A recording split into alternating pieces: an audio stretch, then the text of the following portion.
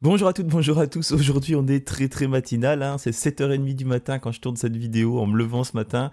J'ai tout simplement vu qu'il y avait des nouvelles informations concernant la vente de l'AS Saint-Étienne. Vous le savez de mon côté, c'est des choses qui m'agacent un peu, mais je trouve important là de faire un point sur tout ce qui est sorti parce qu'il y a de nombreux noms qui sont ressortis, des investisseurs américains, chinois.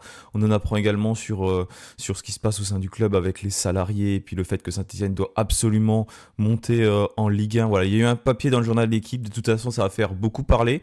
Comme ça va être l'occasion pour moi de vous donner mon avis concernant cette vente, ce qui se passe, les rumeurs. Et puis aussi de faire un peu le point sur les salariés, sur le fait que Saint-Étienne doit monter en Ligue 1, ça on le sait tous. Et ce soir en plus, on sera en live, comme je vous l'avais annoncé, à partir de 19h45. Donc on sera 3 avec Gwendal et DX, donc vous pourrez nous retrouver. On va pas trop aborder cette vente, on a déjà pas mal de sujets. C'est pour ça que voilà, je voulais vraiment faire le point maintenant sur ce qui a été dit, donc c'est parti.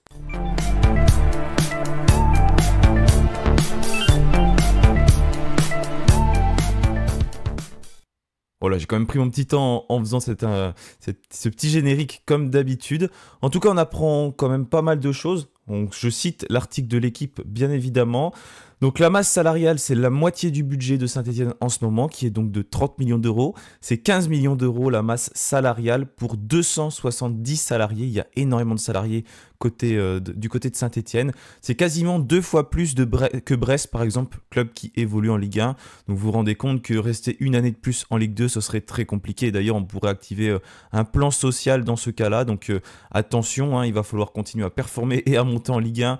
Dans l'équipe, il précise, voilà, il va falloir compter sur Sissoko et l'Arseneur, mais voilà, c'est vrai, il va falloir compter en tout cas sur l'ensemble des joueurs pour réussir cet objectif de monter en Ligue 1. De toute façon, ça, c'est pas des choses nouvelles qu'on apprend, bien sûr. On nous en avait déjà parlé quand on est descendu en Ligue 2, qu'il faudrait absolument remonter très rapidement parce que c'est pas la même chose en Ligue 1, en Ligue 2, ne serait-ce qu'au niveau des droits TV, les sommes sont complètement différentes.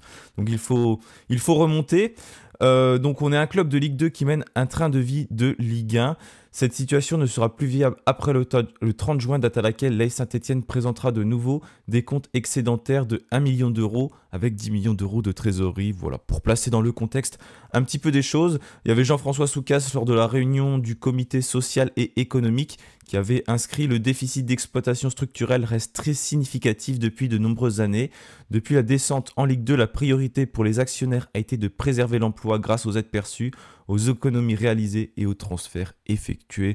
Voilà, beaucoup de mots pour indiquer que la situation financière peut vite devenir délicate et qu'il va donc falloir très rapidement retrouver la Ligue 1. Mais ça, bien évidemment, c'est pas forcément des choses qu'on apprend, mais ça permet d'appuyer avec des chiffres et de bien se remettre en tête que oui, c'est joli de monter parce que on rêve de tout ça, supporters, mais c'est aussi pour l'avenir du club. Monter, ça va être hyper important.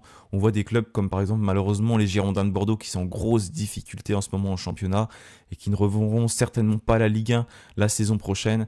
Et ben pour des clubs comme ça peut être très difficile, surtout, je ne sais pas si vous suivez un peu l'actualité de Bordeaux, mais ce qui se passe avec notamment leur président Gérard Lopez et tout ce qui s'ensuit, c'est vraiment assez compliqué et Bordeaux pourrait se retrouver vraiment avec de gros problèmes l'année prochaine. Vous savez que par exemple était le cas de Sochaux, de beaucoup de clubs, de Bastia par le passé, de Strasbourg.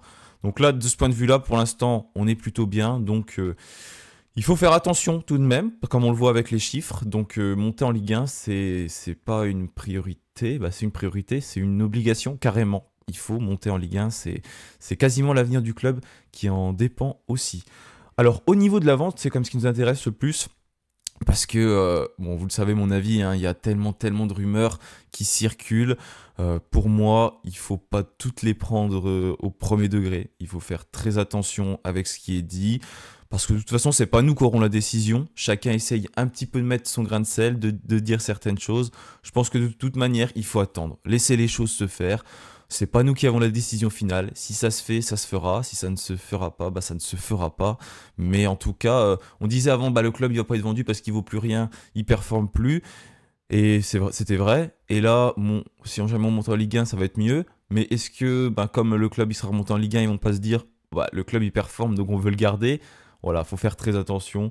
Mais en tout cas, il y a des dossiers qui ont été évoqués par l'équipe, beaucoup de dossiers, bah, bien trop pour moi. C'est Romeyer qui aurait rencontré ce lundi à 17 h à Lyon maître Olivier Martin, donc avocat historique des Verts, accompagné de maître Thibaut Soléac, ce sexagénaire stéphanois dont l'on père a travaillé avec Romeyer, a exposé son projet de reprise pour une somme comprise entre 15 et 25 millions d'euros. Il vise à transformer les Verts en clubs socios, donc un peu comme le FC Barcelone. C'est voilà, c'est une rumeur qui est évoquée. Pour moi, c'est pareil, hein, c'est un peu du pipeau. Hein, je vois pas Saint-Etienne partir dans un projet comme ça. Surtout qu'apparemment, il n'y aurait pas les fonds nécessaires, comme ça a été évoqué pour le projet Panthère Noire. Donc on va voir ce qui va se passer. Voilà, donc c'était Maître Olivier Martin, c'est l'avocat historique de Saint-Etienne. Je sais pas ce que je vous ai dit, c'est pas celui qui veut racheter, bien évidemment.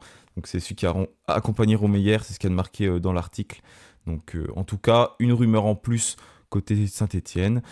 Voilà, ça me paraît très compliqué. Du côté de Cayazo, il n'est pas du tout sur le même fil. J'ai envie de dire comme d'habitude.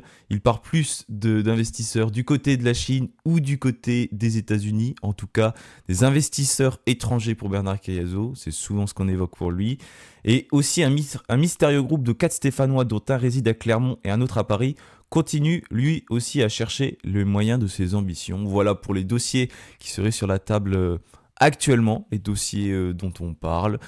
Mais encore une fois, là, vous voyez, il y en a 4. Bon, il y en a 4. Il y a 4 choses d'évoquer entre l'Amérique, la Chine, entre ces investisseurs stéphanois et ceux que Romeyer a rencontrés. Donc attention, voilà, il ne faut pas prendre toutes ces rumeurs, comme j'ai dit, au premier degré. Il faut laisser faire les choses. De toute façon, ça va évoluer positivement ou négativement. C'est pas nous qui aurons la décision finale. En tout cas, vous savez aussi mon avis là-dessus. Pour moi, pour rester en Ligue 1, faire des choses, si jamais on monte, ça passe par rendre le club, parce que malheureusement on sait qu'avec cette équipe on ne pourra pas faire grand chose, hein. Il faudra être régulier toute la saison et le niveau entre la Ligue 2 et la Ligue 1 n'est quand même pas le même, c'est complètement différent et c'est vraiment quelque chose qu'il faut absolument vendre le club pour repartir sur de bonnes bases, parce que ça ne fonctionnait pas auparavant, il n'y a pas de raison que ça fonctionne maintenant. Mais en tout cas, c'est surtout pour les salariés que je m'inquiète. J'espère qu'il y en a beaucoup qui vont rester, parce qu'à Saint-Etienne, on a énormément de salariés, beaucoup de monde qui travaille. Après, est-ce qu'il y en a trop, je sais pas, hein, j'ai pas mon nez au niveau du club, parce que je vois des clubs comme Brest qui fonctionnent avec beaucoup moins de salariés. Pourquoi Saint-Etienne a autant de salariés? Si jamais vous avez des réponses, n'hésitez pas à le mettre en commentaire. Mais en tout cas, j'aimerais pas que beaucoup de personnes se retrouvent au chômage à cause de la situation actuelle du club. Voilà, merci à tous d'avoir suivi cette vidéo. On se retrouve en live donc ce soir à partir de 19 h 45. En attendant, passez à tous une bonne journée et bien évidemment, allez les Verts. Salut à tous.